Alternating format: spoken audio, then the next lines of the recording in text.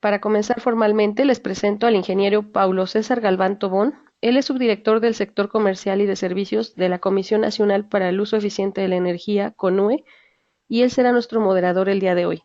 Ingeniero, buenos días. Gracias, buenos días.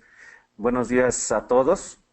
Bienvenidos a esta sesión de webinar, que en esta ocasión, como parte de la capacitación que CONUE desarrolla para el programa de eficiencia energética de nuestra serie de webinars, en esta ocasión el ingeniero Alejandro Álvarez Ramírez nos va a compartir sus experiencias en este tema de mejores prácticas de ahorro de energía.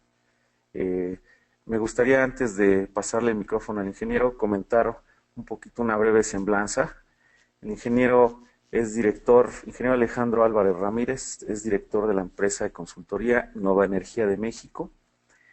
Ha desarrollado proyectos de ahorro de energía desde el 92 para FIDE, CFE, sector privado. También fue coordinador nacional del horario de verano. Desarrolló más de 400 proyectos de ahorro de energía. Ha sido instructor y es instructor en diversos organismos nacionales e internacionales y actualmente es catedrático en el ITESM. Pues le damos la más cordial bienvenida al ingeniero y sin más preámbulo le paso el micrófono. Muchas gracias, ingeniero. Gracias, buenos días a todos. Te quiero agradecer a CONUE y a ICA Procobre la invitación para platicar con ustedes sobre este fascinante tema que es el ahorro de energía. Este tema tiene como principio fundamental el establecer las estrategias de eficiencia energética y uso eficiente de la energía, y le llamamos mejores prácticas porque este tema deriva precisamente de todos aquellos proyectos diagnósticos que hemos realizado a lo largo de los años, y que al finalmente el usuario siempre lo que busca, y buscamos todos desde luego, es aplicar medidas de ahorro de energía que no involucren en principio la inversión. Y este tema de mejores prácticas va orientado a eso. Este tema de mejores prácticas es una recapitulación de varios proyectos, de varios proyectos que se han realizado. Y como verán más adelante, este sistema es un sistema muy simple, sistemático y de grandes beneficios. Entonces, en particular, este tema tiene que ver mucho con el asunto de dónde estamos. De hecho, las primeras preguntas que surgen a partir de este inicio de un sistema adoptado de mejores prácticas es: ¿cuántos kilowatts de demanda tiene su sistema instalado? ¿Cuántos demanda el sistema? Otra pregunta que surge a partir del arranque de estas actividades es: ¿cuántos kilowatt-horas bimestrales o mensuales estoy consumiendo? Y la tercera es: ¿cuánto pago? Y la tercera de cuánto pago tiene que ver mucho porque no sé ustedes cómo hayan visto los precios de la energía, pero si revisamos el costo de la energía de enero a octubre, pues en ciertos rubros la energía ha tenido unos incrementos importantes, arriba del 12 y hasta el 17%. Por eso es muy importante saber por dónde estamos. Entonces, vamos a empezar la plática con ustedes. Esta plática tiene dos enfoques. El primer enfoque es el enfoque teórico. Se basa mucho en el análisis y la inferencia de datos que tiene el recibo de energía eléctrica. Trabajamos mucho con el recibo. De hecho, esto finalmente se convierte en un taller. Yo recomendaría que se hicieran talleres específicos de esto. Un taller de 4 horas es suficiente para que los interesados terminen con resultados importantes, practicando mejores prácticas en sus negocios. La segunda parte de este tema tiene que ver con la parte de lo que se ha encontrado en términos de mediciones de energía, determinación de perfiles de comportamiento, de demanda y de consumo, y de cómo los usuarios se convierten también en sus propios enemigos en términos del uso de energía. Generalmente cuando hacemos un proyecto, el 90% de los clientes nuestros nos dicen que CFE les está cobrando mucho de la luz, ¿no? Ese es el término, comentario general. Y cuando hacemos las mejores prácticas o hacemos el primer proyecto de mejores prácticas con nuestros clientes o los usuarios, les enseñamos y mostramos que pues finalmente sí es un asunto de tarifa, pero el asunto que nosotros mostramos es más lo que le pasa al usuario internamente que lo que pasa con el medidor el 99.99 de los casos el medidor es correcto. Mide bien, pues, ¿no? Entonces vamos a empezar la sesión con el primer, la primera pantalla que tiene que ver con las consideraciones. La primera es precisamente la variación de los costos de la energía eléctrica. Señalaba hace un momento que el costo de la energía en este año, pese a que los años pasados tuvieron un decremento, este año ya tomó su precio un poquito más, entre el 12 y el 17%, de acuerdo a la tarifa HM, la tarifa horaria. Y eso tiene que ver mucho con el impacto en el recibo. Por eso una de las primeras preguntas que hacemos generalmente es, ¿cuántos kilowatts de consumo de energía tienes por mes? ¿Y cuántos kilowatts de demanda tiene tu sistema? Y no nos referimos a los pesos, porque si nosotros desde ahorita empezamos a determinar nuestro comparativo con relación a pesos, pues si yo el año pasado hice un proyecto con ustedes y les dije que les iba a ahorrar el 12% de su pago, de sus pesos, y ahorita revisan su recibo de energía eléctrica y ven un incremento de 17, pues nunca van a ver el ahorro, porque el costo de la energía se incrementó. Entonces, a partir de este momento, la mejor práctica para entender lo que está pasando con el comportamiento de la energía eléctrica es evaluar la demanda en kilowatts y analizar los kilowatt hora consumidos. Ese es el primer paso de la mejor práctica que encontramos. No compares tu recibo con respecto a los pesos pagados, porque te va a engañar en cualquier aspecto que quieras hacer en términos de ahorro. El segundo punto es la competencia es más eficiente. Y la competencia es más eficiente me refiero a dos cosas. Primero, trae equipos nuevos, trae equipos más eficientes en términos de su energía. Hay sistemas, ustedes saben muy bien que los sistemas ahorradores son, por ejemplo, los motores, los transformadores, son sistemas que tienen más cobre, ¿no? Si tienen más cobre son más eficientes. Entonces, la primera estrategia de esto es utilicen los sistemas que tienen más cobre, porque el cobre hace más eficiente el equipo. ¿Qué pasa con la competencia? Trae equipos más eficientes, utiliza menos energía para producir, y al utilizar menos energía, sus costos se reducen, y al bajar los costos, lógicamente los productos bajan. Entonces, tenemos más competencia eficiente en esta parte. Otro punto importante que generalmente nosotros trabajamos mucho es conocer los impactos de los costos de la energía en los productos o servicios. ¿A qué me refiero con esto? Les voy a dar un ejemplo rápido. Cierto cliente, en un momento tenían un cliente que hace rastrillos, ¿no? Cuando nos prestamos con ellos nos pedían que analizáramos el consumo de energía por línea de proceso, porque querían sacar una contabilidad de costos por línea de proceso, porque sus costos operativos estaban siendo cada vez más altos. Y ellos querían tener la exactitud de lo que estaba costando su producto por línea de proceso. Entonces, cuando empezamos a hacer el costeo por línea de proceso y a llegar al global de la planta, se dieron cuenta que no tenían un claro impacto de lo que formaban los costos de energía a sus procesos. Y en este caso, encontramos que los servicios eran los costos más altos que tenía esta empresa, y los costos de producción eran los más bajos. Es decir, gastaban más en tener los servicios listos, y hablando por servicios me estoy refiriendo a agua caliente, aire comprimido, a refrigeración, etcétera, que la misma producción per se.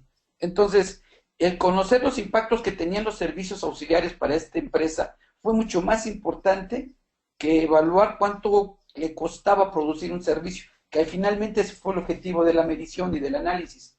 Ahí sacamos dos puntos importantes. Primero, determinamos que el costo por unidad kilowatt-hora utilizado era menor, y la otra, demostramos que los costos de energía asociados a sus servicios eran los más altos. Entonces, otro punto aquí de mejor práctica es revisen sus servicios. Si se trata de edificios, en la parte de edificios nos hemos encontrado mucho que la parte de aire acondicionado y la iluminación son clientes perfectos para el desperdicio. Si a esto le sumamos que es un servicio que no está controlado, que no está administrado, que no se le está dando seguimiento, pues entonces los costos de la energía lógicamente se van para arriba.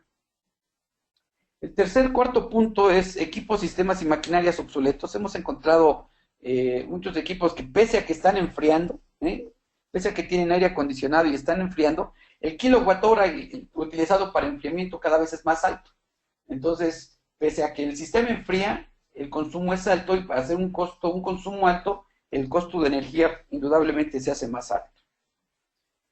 El siguiente punto, se desconoce el costo horario por kilowatt y kilowatt de demanda facturable. Este punto es muy importante. Aquí en este webinar vamos a tomar nosotros la referencia de la tarifa HM. La tarifa HM es una tarifa media tensión que su base general se establece a partir de los 100 kilowatts de demanda. Y generalmente los edificios tienen esas características. Por eso estamos hablando específicamente de esta tarifa. Si ahí, y a partir de este análisis, y lo vamos a ver un poquito más adelante con más detalle, pero lo quiero comentar ahorita. Si desconocemos cuánto nos cuesta el kilowatt hora generado, el kilowatt hora utilizado en el horario punta, entonces a partir de ahí nosotros mismos estamos haciendo que nuestro recibo de energía tenga una variación entre el 17 al 22% de su costo. Por eso es muy importante tener muy considerado cómo y en qué tiempo estoy consumiendo y demandando la energía eléctrica en mi sistema. El siguiente punto es la carencia de equipos de medición. Lógicamente, el principio de todo hecho es, si no mido, ¿cómo lo voy a controlar? Muchas de las ocasiones hemos encontrado que se carece equipo de medición, o de repente hay un equipo portátil de medición que adquirieron en la planta, pero como al amigo que lo compró fue al que entrenaron, el siguiente en el puesto no tuvo conocimiento del entrenamiento, entonces el equipo de medición sigue guardado, y casos como estos hemos encontrado varios. La otra parte fundamental de esto es, si no mido, ¿cómo lo controlo?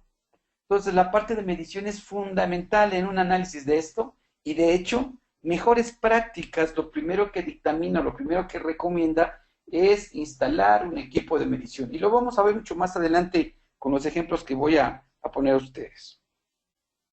Otro punto importante también es el factor de carga y el precio medio. Ese tema de factor de carga y precio medio aparece en su recibo de energía. Si alguno de ustedes tiene la oportunidad de tenerlo a la mano, lo va a poder observar en la parte derecha del equipo. Yo más adelante, después de esta plática, voy a poner una copia de un recibo de un usuario X, y ahí les voy a mostrar dónde vienen el factor de carga y el precio medio. ¿Pero qué tiene que ver factor de carga y precio medio?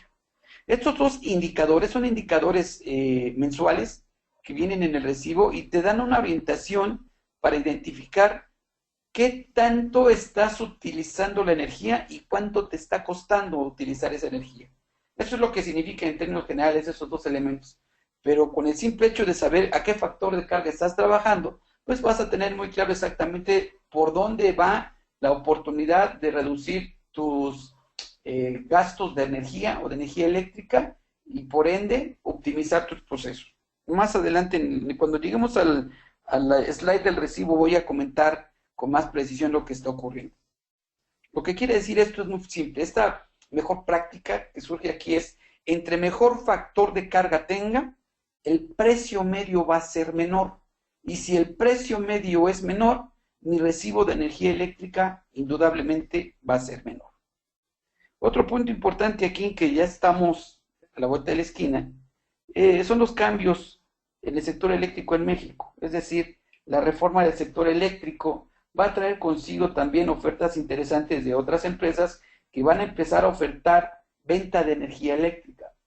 Ya no nada más Comisión Federal va a ser la única empresa que va a poder hacer esto a nivel país. También ya va a haber empresas particulares, que ya las hay en este momento, que te van a poder ofrecer las mismas características de venta de energía eléctrica, aparte de lo que está haciendo Comisión Federal. Y eso también te va a proponer una alternativa interesante en términos de obtener un mejor precio por kilowatt hora utilizado. El siguiente punto es, se desconoce la facturación de Comisión Federal de Electricidad.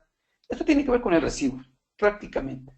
Pero hemos encontrado casos, por ejemplo, voy a meter un poquito aquí el tema de las tarifas, porque luego hemos encontrado usuarios con tarifas 3, tarifas 2, cuando deberían de estar en tarifas OM o en tarifas HM. Entonces, al no conocer la estructura tarifaria y no conocer cómo se está facturando, cómo contrató o cómo se contrató en su momento el servicio, o por pura naturaleza de crecimiento del servicio, hace 5 años la empresa era de un tamaño y 5 años después es del doble del tamaño. Crece esa empresa o ese organismo o ese edificio, pero no creció el contrato. Y el problema de no crecer el contrato con CFE hace que tus costos por kilowatt hora utilizado sean indudablemente más altos, sobre todo por estar en tarifas de baja tensión. También lo vamos a comentar un poquito más adelante cuando veamos las características del recibo y las opciones que tiene con el simple hecho de cambiar la tarifa. Otro punto importante que es el que realmente toca mejores prácticas son los hábitos. Hábitos de muchos años. Hemos encontrado situaciones increíbles en términos de los hábitos. Para darles un ejemplo rápido de lo que estamos hablando de hábitos, acabamos de hacer un análisis de perfil de comportamiento de consumo de energía en una universidad grande, y encontramos dentro de los hábitos en esta universidad el bombeo de agua, y es un caso recurrente. Más adelante les enseño unas gráficas de esto, pero el comentario es importante porque tenían una cantidad de fugas tal que el sistema de bombeo nunca paraba. Cuando medimos el sistema de bombeo, el bombeo era el mismo siempre, 24 horas al día. ¿Por qué? Porque había fugas por todos lados. Entonces, ¿qué pasa? La gente se acostumbra a vivir con fugas, con desperdicios, porque es el común denominador de ver un baño con descarga y hilito de agua, pues no pasa nada, pues como ellos no pagan el agua, pues el agua se sigue gastando y aquí hay un doble ahorro. El ahorro por dejar de tirar metros cúbicos de agua al drenaje, y la segunda por el bombeo que esto implica. Entonces, dentro de esos hábitos también encontramos, por ejemplo, todas esas máquinas expendedoras de refrescos que están dentro de la universidad y que tienen una concesión para que estén ahí utilizándose. Ahí medimos nosotros el consumo y el consumo de energía de esas máquinas despachadoras.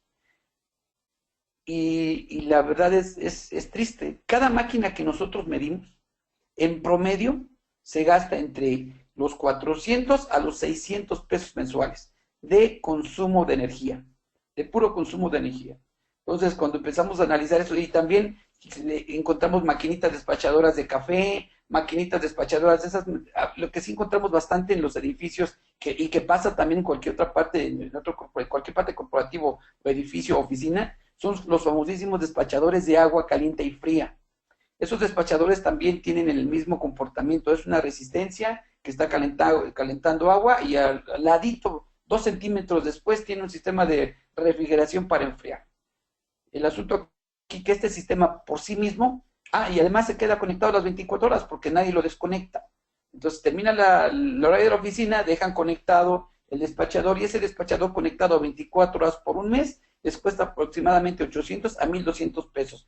Va a depender del tamaño y las características, porque hemos encontrado que hay algunos despachadores que tienen unas resistencias más grandes que otros, pero en promedio te va a costar 1,000 pesos. Entonces imagínense esta universidad con alrededor de 40 maquinitas despachadoras de esta naturaleza, con cerca de 60 despachadores de agua caliente por todas las oficinas, y no estamos hablando de las cargas remotas o de las cargas, yo les digo cargas parásitas, ¿no? Encontramos cafeteras en cada oficina, encontramos secadoras de pelo, encontramos teléfonos, grabadoras, mini televisiones, como cargas adicionales a algo que no debería estar existiendo.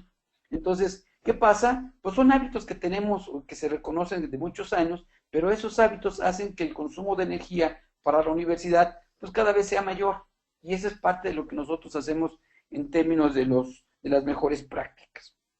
Bueno, es la parte introductoria general. Vamos a entrar un poquito al tema. En México tenemos más de 45 diferentes tipos de tarifas.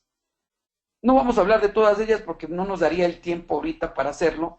Nada más lo hago mención como ocurre aquí en este slide, y nosotros nos vamos a enfocar en esta tarifa, que es la tarifa HM, la tarifa horaria y media tensión, y que establece que a partir de los 100 kilowatts entran en media tensión, y esa es la tarifa cual vamos a trabajar nosotros en esta ocasión. Podemos trabajar también la OM, o podemos irnos a las tarifas de baja tensión, que está la parte de aquí, la parte doméstica, la parte de alumbrado público, de riego, y la famosa DAC de alto consumo. En este caso vamos a tomar tarifa HM por razones de tiempo y por razones de ocupación. La tarifa HM es la que ofrece mayores oportunidades para establecer estrategias de mejores prácticas. Entremos en tema. La estructura tarifaria de la tarifa en media tensión, la HM, horaria en media tensión, tiene tres cargos. El primer cargo es cargo por consumo de energía, el segundo es por demanda facturable y el tercer cargo es cargo por factor de potencia. Y el cargo por factor de potencia se traduce como una multa que pone CFE porque tu edificio tiene bajo factor de potencia.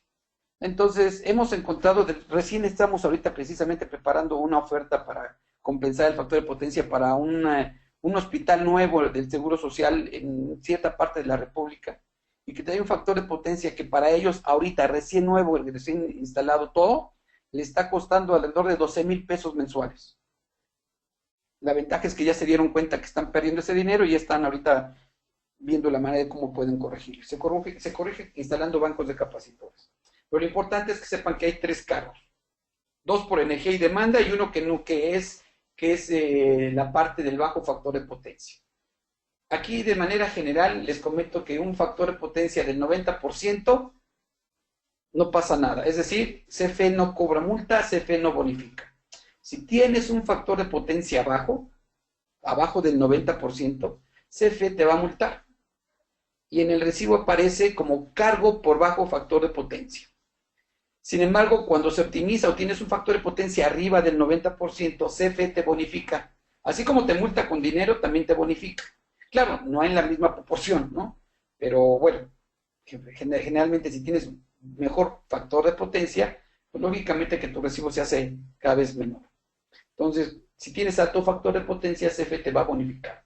En el ejemplo que voy a poner más adelante del recibo, puede ser más clara esta observación. Pero o la segunda mejor práctica encontrada es optimicen el factor de potencia. Eviten tener los cargos por bajo factor de potencia, porque si tienes un cargo de bajo factor de potencia, tu recibo también va a estar llegando más alto. Entonces, una mejor práctica generalizada es optimizar el factor de potencia. El optimizar el factor de potencia tiene periodos de recuperación en promedio dependiendo del caso, pero va desde 8 meses hasta año y medio. Entonces, si recorremos la parte histórica, pues es mucho más importante analizarlo, porque cada mes se paga una multa y hay que evitar ese pago. El siguiente punto aquí importante es el cargo por demanda facturable. Y esa es la parte más importante de este tipo de tarifas, la estructura de la demanda facturable. La demanda facturable se define como demanda facturable es igual a la demanda punta más el factor de reducción en intermedia por un máximo de un diferencial de la demanda intermedia menos la demanda punta, cero, más el factor de reducción en base por un máximo de la demanda base menos la demanda punta o intermedia, cero. ¿Qué significa esto? Si observamos bien y con detenimiento el cálculo de la demanda facturable, que es el segundo cargo que hace en esta tarifa, todo lo que ocurra en el horario punta, la demanda punta, en el horario punta, va a ser directamente proporcional al costo de la demanda facturable, que es uno de tus rubros más importantes de pago en términos de energía, que debe ser como el 40 al 50% máximo. Entonces, toda esta parte de los máximos es una ecuación que hace que te brinda la oportunidad de entenderla y conocerla, porque a partir de ahí podemos reducir lo que es la parte de la demanda pico. Y al reducir demanda pico, automáticamente estamos reduciendo la demanda facturable, y al reducir demanda facturable estamos disminuyendo la mitad del cargo que tienes en este recibo, ¿no? También en esta misma parte de esta tarifa, hacer una tarifa nacional, pues hay regiones, hay diferentes regiones, y cada región tiene su cargo asociado a ella.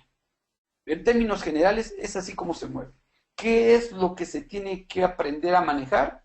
Hay que aprender a manejar esta formulita. Aprendiendo a manejar esta formulita, lo que se haga más adelante va a ser una maravilla. Este es el recibo de un usuario en tarifa HM. Podemos observar que tiene una demanda contratada de 300 kilowatts y una demanda conectada de 300. Además, este es su consumo de energía en el horario base, en el horario intermedio y en el horario punta. Y la demanda también en base, la demanda intermedia y la demanda punta. Como recordarán aquí, esta energía tiene un costo y un cargo dependiendo la hora en que se consume. Entonces, la energía en base va a ser a partir de las 6 de la mañana, de las 12 de la noche a las 6 de la mañana, hasta las 8 de la noche, que es hasta hoy, ¿no? Hasta este mes, que es el cargo que tiene por horario de verano. Cabe señalar aquí que es muy importante en este tipo de tarifa, que esta tarifa cambia con respecto a cómo cambia el horario de verano.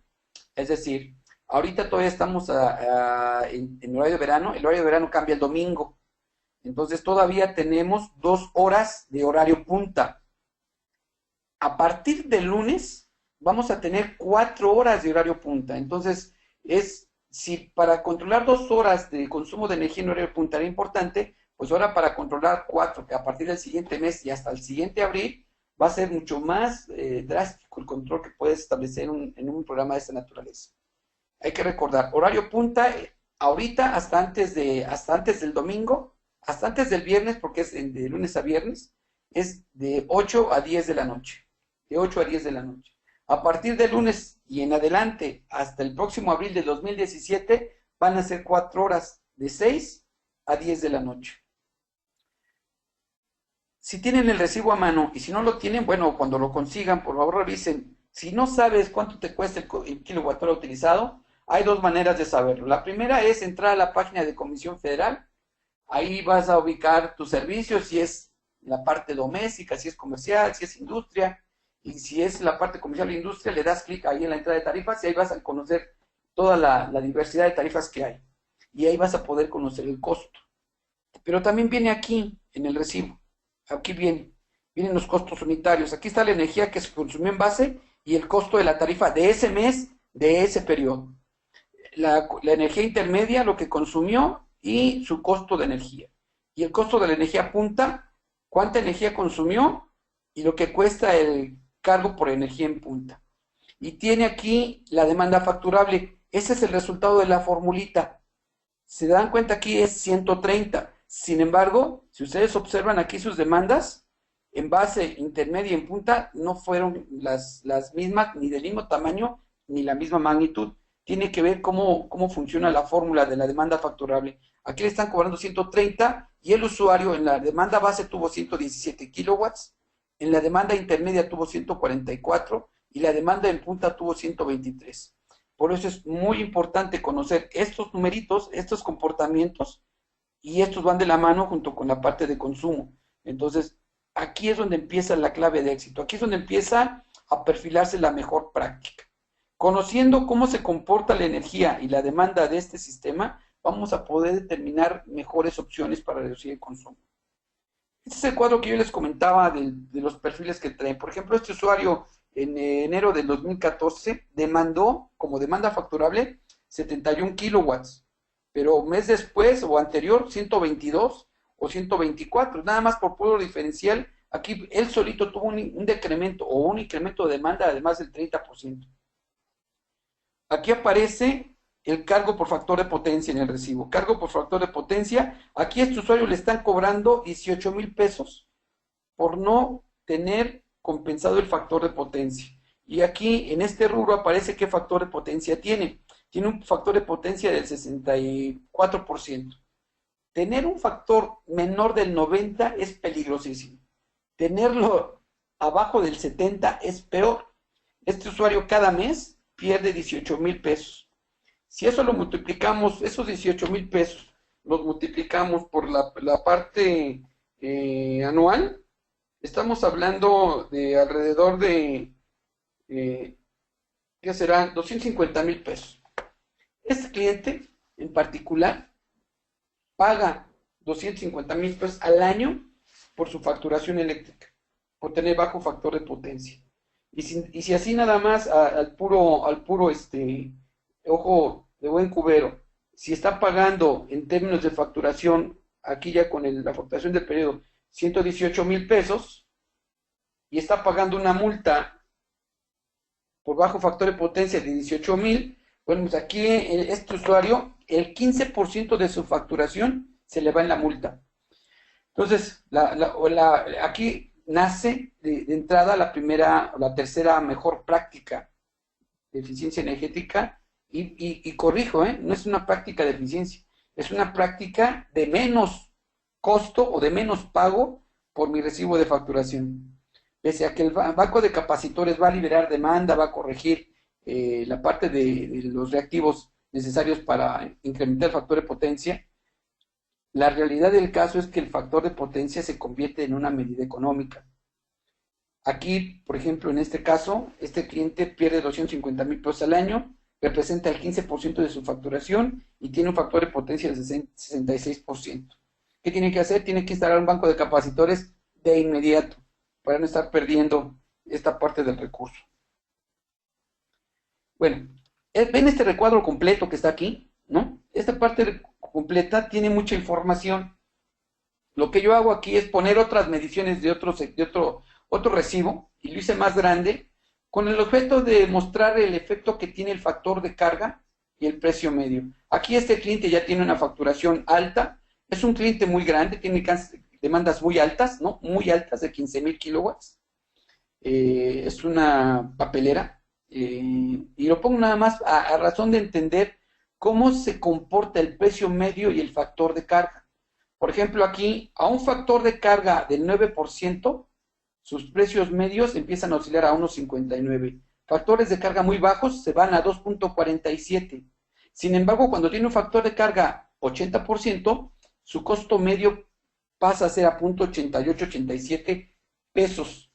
Lo que tiene, por ende, es que si entre más alto sea su factor de carga, más bajo se convierte el pago de su recibo. Entonces, por eso les digo que es muy importante entender el fenómeno del precio medio y el factor de carga. Vamos a entrar al análisis, ahorita en este momento, de lo que es la parte de recibo. Estas son las demandas de un caso. Vean el desorden que tienen las demandas. No hay demandas coincidentes, no hay curvas que se acompañen por sí mismas. Es más alta la demanda intermedia que la demanda en punta, y sin embargo la demanda en punta sigue arriba. No hay un comportamiento uniforme de las demandas. Esto nos deja saber que hay una operación muy inestable en esta empresa. En este caso la energía sí, la energía tiene un comportamiento similar, y la parte baja también de sus consumos. En este caso, por ejemplo, el factor de potencia en esta empresa es del 56%. Esto, por ejemplo, para esta empresa tiene un cargo acumulado de 50,000 pesos y factura 100,000. Eso significa que al año esta empresa, de lo que paga, la mitad lo paga por tener bajo factor de potencia y la otra mitad lo paga por el consumo que hace. Por eso es muy importante saber cómo está el asunto del factor de potencia. Entonces, aquí de entrada le ahorramos el 50% al cliente, ¿no? Otro caso, observen cómo se comporta el factor de potencia y el precio medio. El pago anual acumulado. Cómo se comportan sus energías y cómo se comportan sus demandas. Y aquí es donde empieza, cuando uno empieza a ver comportamientos de esta naturaleza sobre los recibos, esta es información que viene plasmada en el recibo. Acuérdense que en el recibo de energía eléctrica, en la parte derecha del recibo, en la parte central derecha, viene la información de lo que ha ocurrido en la unidad de negocio por el resto de un año corriente, es decir, si lo ven del mes de agosto, van a ver desde hoy a todos los meses hasta el agosto del año pasado. Y esto es lo que recopilamos en este tipo de gráficas.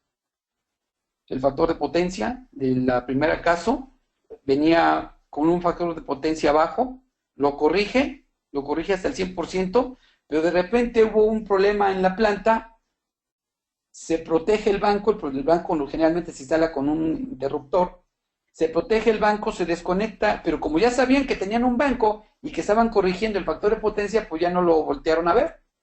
Entonces, ¿qué pasó? Se protege el banco se desconecta y siguieron pagando multas, ¿no? Y así se fueron. ¿Qué pasó? Nunca revisaron si su banco estaba corrigiendo o no, y nunca revisaron también el recibo. Si no revisas el recibo y su comportamiento, aunque ya hayas hecho la mejor práctica aquí, si no tienes supervisión, vean lo que ocurre. Vean lo que ocurre. Aquí el cliente nos decía, no, es que no nos sirvió instalar el banco. ¿Y cómo que no le sirvió? No, es que no nos quitó la multa. Cuando fuimos a revisar, pues vimos que el banco estaba protegido. El problema no era el banco, el problema era la gente. Otro cargo, segundo caso, factores de potencia con multitas de desde 6,000, 7,000 pesos, ¿no? Y así se fueron. El caso del factor de carga precio medio, observen cómo tiene aquí, cómo el precio, el factor de carga se empieza a elevar y el factor de carga, el precio medio empieza a tender a disminuir. Si queremos interpretar lo que ocurre con el factor de carga, ¿cómo darles un ejemplo claro? Es muy fácil. Vamos a referirnos a una lavadora en casa. La lavadora es de 10 kilos, está diseñada por 10 kilos, así lo dice el fabricante. Y si tú a esa lavadora de 10 kilos le agregas nada más 2 calcetines y te pones a lavar o los metes para que la lavadora los lave, porque generalmente eso ocurre, ¿no? Lo que está pasando es que los 300 gramos o 100 gramos de peso que le estás metiendo a la máquina cuando deberías de meterle 10 kilos, pues va a utilizar la misma energía. Va a utilizar la misma energía, pero no para el producto final, no para los 2 calcetines. Entonces, si tienes una lavadora de 10 kilos y nada más le metes 3 kilos, la estás utilizando a un factor de carga del 30%. Si la lavadora es de 10 kilos y le metes 5 kilos nada más de ropa, la lavadora va a estar trabajando un factor de carga del 50%. Y así sucesivamente. Entonces, entre más carga le des al sistema, más lo utilices, el consumo de energía y el precio medio van a disminuir. Y esa es la razón del precio medio. Este es otro caso. Precio medio, factor de carga igual. Se incrementa el factor de carga y el precio medio hacia la baja. ¿Ok? Precio medio muy alto y empieza a bajar, empieza a bajar, empieza a bajar, empieza a bajar. Este es un software, una tablita de Excel, una tabla dinámica que generamos nosotros. Es un software que hicimos aquí, muy simple, es una tabla de Excel, es una tabla dinámica, donde nosotros hacemos ya los ejercicios sobre cómo está la energía, los pesos en base a la tarifa actual y lo que ocurre con el factor de carga cuando empezamos a modificar nosotros su comportamiento. Aquí es donde simulamos, mira, que este es tu comportamiento de energía, este es tu factor de carga y así es como te estás moviendo, ¿no? Nosotros empezamos a simular este número aquí y lo empezamos a simular de tal manera que el usuario vea cómo a partir de las demandas su precio medio empieza a disminuir o aumentar y cómo el subtotal de la energía empieza a variar. Lo mismo hacemos también cuando tienen una multa de factor de potencia. Aquí mismo, aquí observamos, le damos al usuario los datos aquí del factor de potencia nuevo, lo que va a implicar la bonificación o la multa, y automáticamente él va a observar cómo se va a comportar su pago a nivel mensual por el resto de los años, solo y solo si instala bancos de capacitores. Entonces, este es un ejemplo de un software, una tabla dinámica que nos sirve mucho para mostrarle al usuario cómo se va a comportar. De hecho, es la tabla que nos da a nosotros la referencia para cualquier acción y mejor prácticas que se dé. Se determinan cuántos kilowatts de demanda facturable se van a ahorrar, se determina cuánta energía se va a disminuir y se van restando de los datos de aquí. Y como se van restando de aquí, en automático nosotros sabemos cuánto nos estamos ahorrando en términos de la facturación. Entonces, este es un software muy interesante, muy simple, ¿no? Es muy simple, pero que en línea nos deja saber con el cliente, mostrarle cómo se mueve su recibo con base a todas las estrategias de ahorro que quiere hacer. ¿Qué tenemos que hacer? Hay que medir. Instalamos equipos de medición, recomendamos que se instalen equipos de medición o equipos de medición portátil o medición fija. Este equipo de medición, por ejemplo, está midiendo también, como lo está midiendo Comisión Federal, a diferencia que este medidor en general está conectado a internet, a una computadora de ahí del edificio, y en tiempo real estamos sabiendo qué está pasando en términos de consumo y demanda de energía. Entonces, cualquier acción que se quiera hacer en términos de ahorro o consumo o disminución, se ve directamente en la computadora del usuario. ¿Qué buscamos? Poner el sentido común en práctica, y es para todos, directores, gerentes.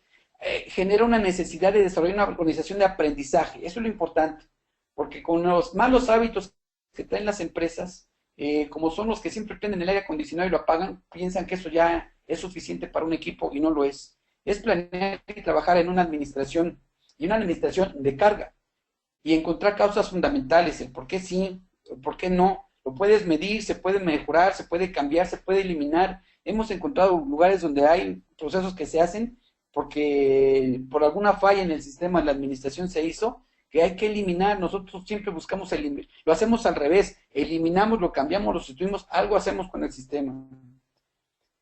Buscamos siempre el menos aire, menos bandas transportadoras, menos aire, menos presión, menos cantidades de agua, menos temperatura, y todo eso tiene que llevar al parte de menos consumo de energía.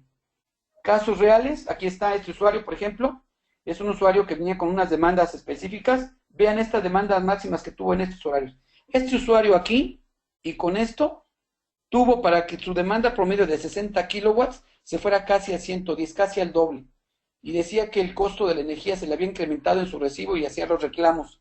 Pero no había observado que sus comportamientos, vean los horarios, sus comportamientos de ellos eran estos. Y esto hace mucho daño, porque esto hace que tu recibo sea muy caro. Es la misma gráfica, nada más para mostrarles que fueron casi 10 minutitos lo que tuvo aquí el arranque, y aquí también, lo que ocasionó que tuviera ese problema el usuario. Aquí también, aquí es un poco más de tiempo, pero aquí, si nosotros hablamos del horario de punta que empieza a las 6, y aquí a las 7 tuvo este problema, nada más por esta parte de este pico, el usuario tuvo problemas con su facturación arriba del 12%. Por esta parte, nada más. ¿Cómo lo supimos? Porque tuvimos que instalar la medición. Ese es el bombeo de un edificio. Estos son varios días, es una semana completa de la medición del edificio. Nos pidieron ahí, el recibo llegaba alto, entonces medimos. Y lo que encontramos fue una cosa muy interesante, que el bombeo trabajaba desde las 12, esa es la línea de bombeo, ¿eh? Vean el bombeo, paraba a las 4 de la mañana, a las 4:35 otra vez arrancaba, se paraba a las 4:57 y a las 5 de la mañana otra vez el bombeo continuaba de manera constante. ¿Qué pasaba? Hay fugas por todos lados. Entonces, por esto también llegaban los recibos. Entonces, otra recomendación práctica es revisen el bombeo porque el agua es fundamental y aquí tienes un doble ahorro. Insisto, el ahorro viene porque dejas de tirar agua potable, metros cúbicos de agua potable y dejas de utilizar una bomba. Que además esa bomba, si se utiliza en el horario punta, te sale carísimo. Volvemos otra noche igual, corroboramos el comportamiento, la bomba trabaja continuamente toda la noche, cuando no debería, ¿no? Este es otro caso, es un caso donde el usuario nos decía que su recibo de todos modos, aunque ellos hicieran acciones de demanda, le seguía llegando la demanda cara. Y esta es una medición de un mes completo, tuvimos que hacer la medición completa de un mes porque no sabíamos que estaba haciendo el trabajo del usuario. Entonces, en principio esto es lunes, martes, miércoles, jueves, viernes. Lunes, martes, miércoles, jueves, viernes, ¿no? Entonces, 1, 2, 3, 4 y 5 semanas. Lo que observamos de todas las semanas y el problema que tuvieron ellos con la operación de esto, ya una vez desagregada todas las curvas, estuvo aquí. Aquí tenían su problemita. ¿Qué estaba pasando? Estaban entrando, ellos ya saben que a partir de las 6 de la tarde, todos los equipos auxiliares que no son diferentes al proceso, aire acondicionado, chillers, lo que era el bombeo de agua, lo desconectaban, lo dejaban de operar. Pero hubo una persona que cuando cambiaban de turno en el edificio, traía un reloj que traía 5 minutos adelantado o atrasado el sistema con respecto a la medición. Entonces, aunque él lo apagara a su hora, pues lo apagaba ya tarde, porque lo traía adelantado. Entonces, nunca, por esos 5 minutos de diferencia, el usuario estaba pagando casi el 18% de la energía. Por eso es muy importante medir. Esta medición, por ejemplo, también es de un mes completo. A simple vista, todos los días es todo un mes completo, pero hubo algunos días que se les fue la demanda alrededor del 25% más de lo que traían en promedio trabajando. Y fue una falla operativa. Esa es una falla operativa. Pero esa falla operativa hizo que el recibo se les fuera casi al 22%. Y tuvimos que medir el mes completo para entender todo el comportamiento del usuario. Aquí este usuario también es 1, 2, 3, 4, 5 semanas. Todos los tiempos están cuidando sus demandas máximas. Y aquí con estos dos piquitos que están aquí, estos dos que están aquí abajo, hicieron que el usuario tuviera un comportamiento diferente en su recibo y lógicamente tuvieron problemas. Este es un edificio de 5 pisos en una zona de calor.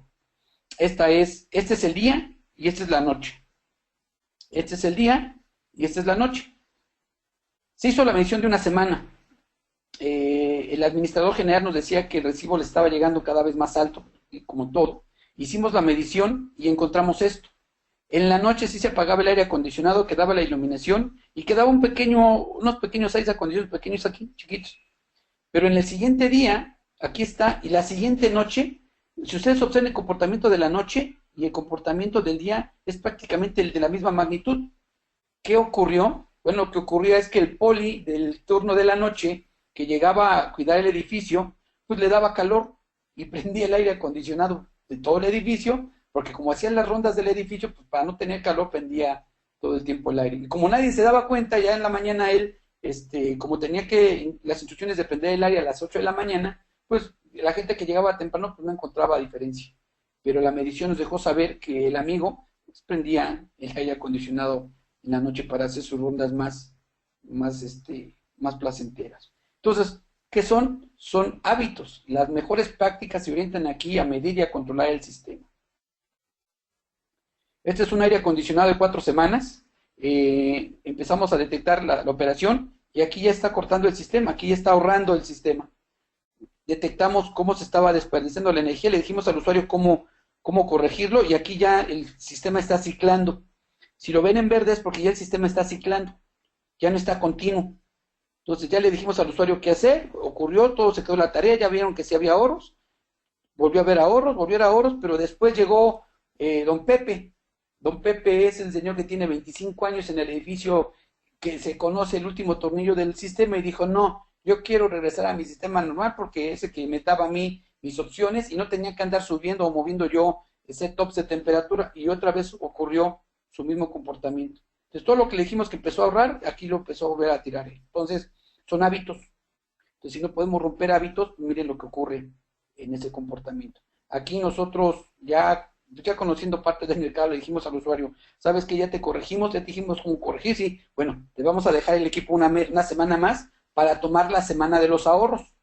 Y cuando empezamos a medir la semana de los ahorros, resulta que es 1, 2, 3, 4, y después del 5 día, don Pepe ya nos hizo ver su inconformidad porque no quiere controlar como le dijimos, y miren el resultado. El resultado es que volvimos a la misma condición del consumo de energía.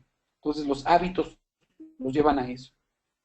Esta es una planta de plásticos, esta la puse porque es muy especial. Tiene dos conceptos. La medición que se le escapa aquí en la parte de punta, mucho, pero además la otra es la parte baja.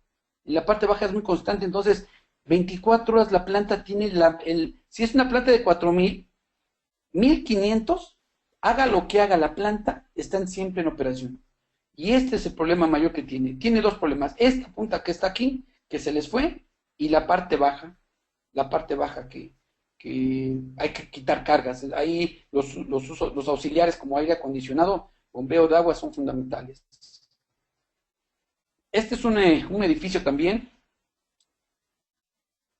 ya desagregado por días, y aquí encontramos, por ejemplo, el edificio, decían, oye, pero si apagamos todo, ¿no? ¿Por qué aparecen las cargas? ¿Por qué seguimos teniendo cargas? Y vean cómo tiene cargas en la mañana, en la madrugada. Yo les dije, oye, hicieron fiesta en el edificio en alguna parte, porque aquí se ve que el refrigerador estuvo trabajando, pero de lo lindo, desde las 12 de la noche, este es el refrigerador, en verde. Se volvió a computar aquí y digo, y así se movió. Para el viernes también, aquí está el refri. Entonces, aquí encontramos que esos minibares que luego se conectan también en las empresas o los edificios, son altos consumidores de energía de manera constante.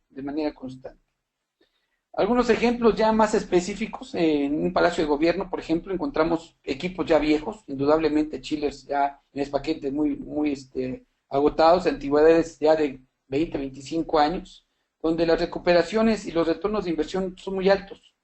Estamos hablando de tiempos de retornos de inversión de cerca de año y medio, y la rentabilidad o la tasa interna de retorno del 75%.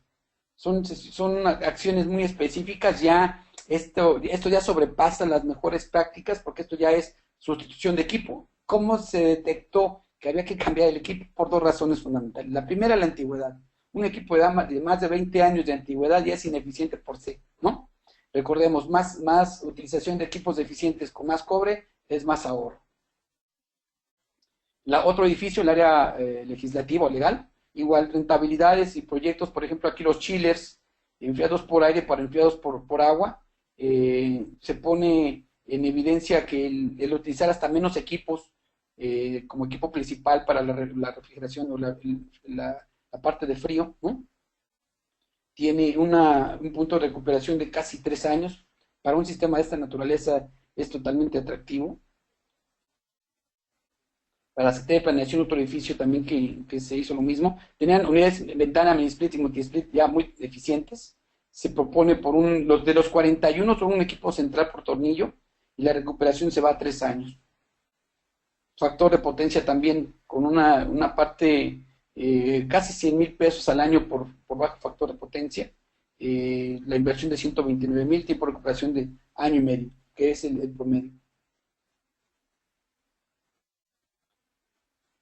Secretaría de Finanzas igual, tiene problemas con la refrigeración, son equipos viejos, obsoletos. Recuperaciones en tiempo de retorno de 2 años. Otro edificio igual, como observan, factores de potencia también muy bajos y las recuperaciones en menos de 2 años para este caso. Resultados generales, en este caso la facturación en estos edificios fue del 40%, donde el mayor impacto es el aire acondicionado y la iluminación. Si hablamos de instalar toda la parte eficiente de iluminación y refrigeración, estamos hablando de una recuperación de 3.5 años, cerca de 8 millones de pesos al año en términos de demanda y consumo. Los ahorros son muy importantes aquí y lo que les quiero hacer saber acá es que nosotros con este tipo de acciones lo que se hace es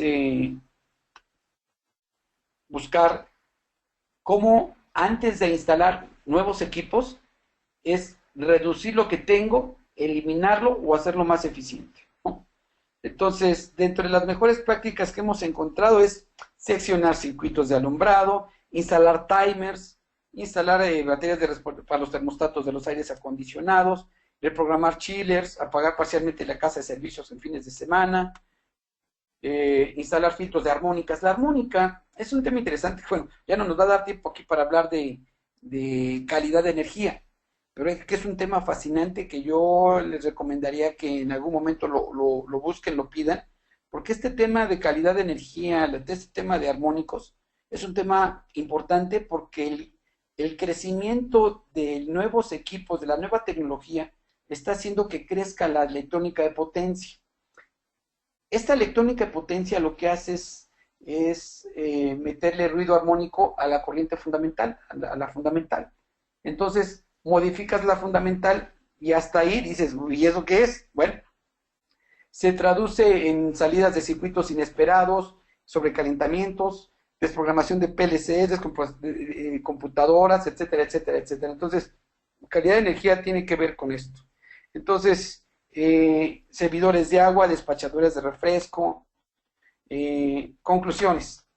Es un método efectivo, se involucra todo el personal, se corrigen desperdicios, formas de uso, se crean ambientes de trabajo, se ahorra energía y de manera fundamental se ahorra dinero. Entonces, yo con esto termino y dejo a cargo de la sesión de Procobre para que vayan las preguntas y respuestas que tengan a partir de esta sesión y me reitero a sus órdenes.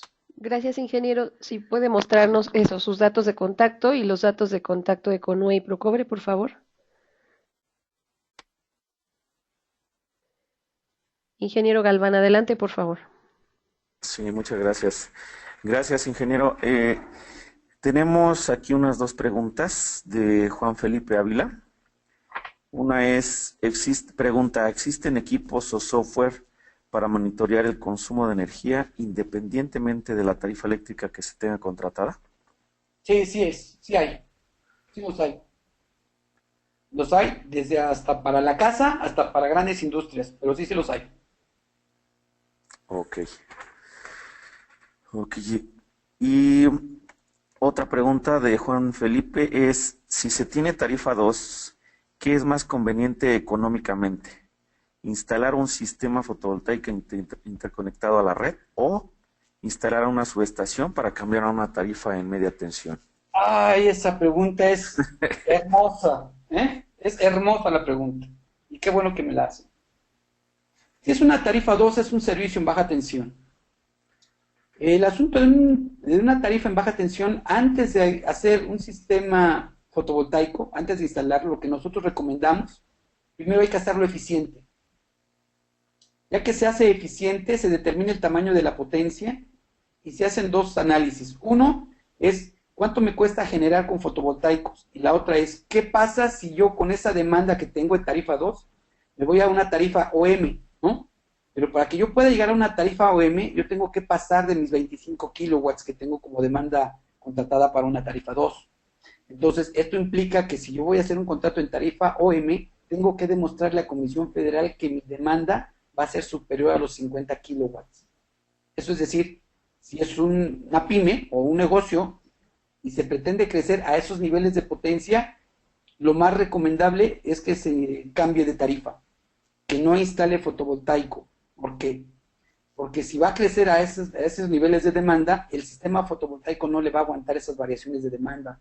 Lo único que va a hacer es que va a alimentar energía a un precio que si se queda en tarifa 2, igual y el costo del fotovoltaico, el costo kilowatt hora, precio medio kilowatt hora del fotovoltaico va a estar un poquito alto todavía en términos de lo que le compra a Comisión Federal.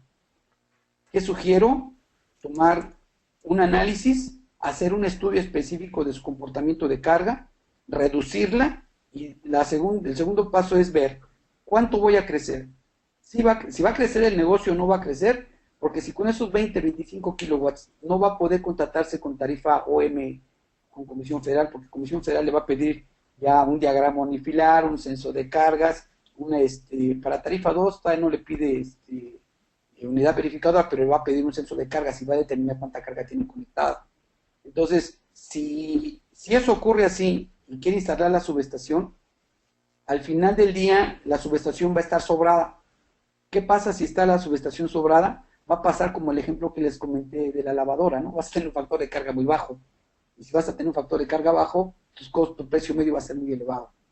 Entonces, sí es un asunto que hay que revisar muy bien. Habría que buscar el equilibrio entre si se instala un fotovoltaico o se instala una subestación o un transformador. Yo recomiendo primero que se haga una medición, que se revisen las mejores prácticas y que se revise qué ocurre con su demanda. Y a partir de ahí hacer el estudio precio unitario, precio medio, y yo creo que la mejor respuesta sería a partir de ese análisis previo, ¿no? Yo recomiendo un análisis previo. Sí, muchas gracias, ingeniero. Entonces, lo que vemos es que es muy importante hacer mediciones, por lo que vemos en toda la plática de esta mañana, y pues no nada más las menciones, sino hacer una buena interpretación de todo lo que es lo que nos indican las gráficas, ¿no, ingeniero? Así es. Sí. Estamos revisando si tenemos más preguntas. Déjenme ver. Mm, Vamos a ver. Sí, tenemos más preguntas, ingeniero. Ah, ah, ah. Tenemos una de Alberto Ojeda. Él nos dice, ¿está contemplando que el FP lo cobren en la tarifa doméstica, ya que hay medidores nuevos domésticos que tienen programado el FP en la pantalla? No para la parte doméstica, no para la parte doméstica ni para la tarifa 2, solamente a partir de la tarifa 3.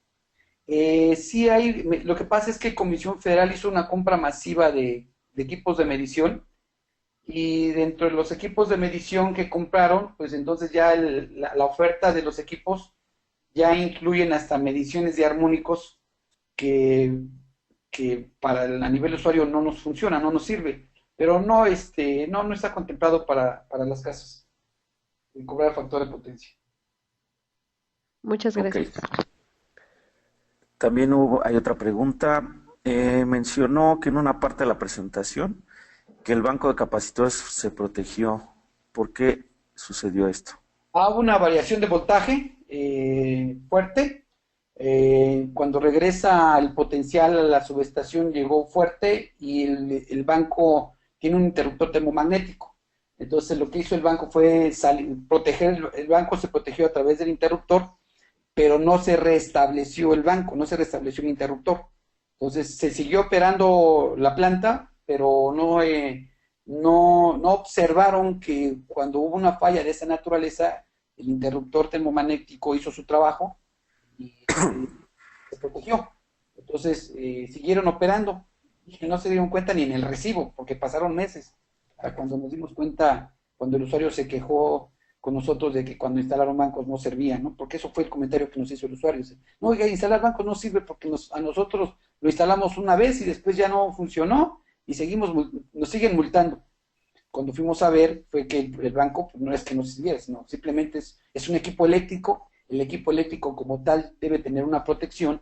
Esa protección operó bien, pero no lo restablecieron y si no lo restablecieron, pues el banco no lo puede hacer de manera automática, ¿no? Per se. Esa fue la razón del por cual ese banco estaba afuera. Sí, muchas gracias, ingeniero.